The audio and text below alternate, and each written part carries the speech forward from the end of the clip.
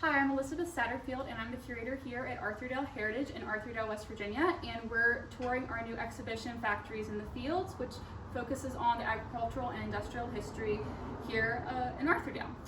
Two of the kind of the showpieces for this exhibition are two co-op tractors that we've had in our collection for several years.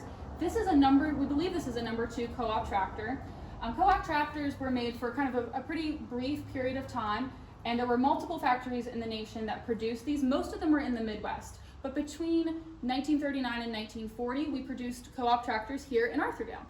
Co-op tractors are really interesting. They utilize parts from GM. So, for example, the motor of co-op tractors, some of them are Chrysler motors. The advertising that they put out encourage you to go to your local GM dealer if you needed a part for your tractor. So this is really supposed to be a tractor that's affordable, and it's American made, it's cooperatively made, and it's supposed to be very easy to maintain and affordable to maintain, and that's important.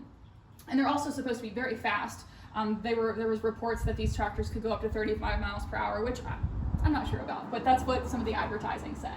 So this number 2 co-op tractor is in original condition. It came to us in 2018, and we absolutely love the hand-painted letters on the side.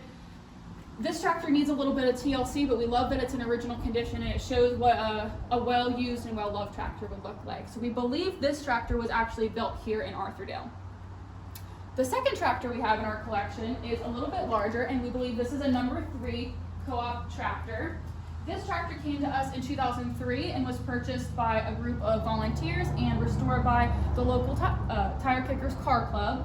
And they did a tremendous amount of work, poured so many hours and time into restoring this tractor. It runs beautifully. We get it out and we use it for hay rides and parades and for special events. So this is really a showpiece. And this is kind of what the tractor would have looked like off the assembly line.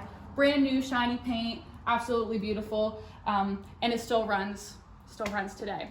So we encourage you to come visit this exhibition, see these tractors for yourself, and you can come back for our New Deal Festival on July 13th, and you could actually take a hayride with our number 3 co-op tractor.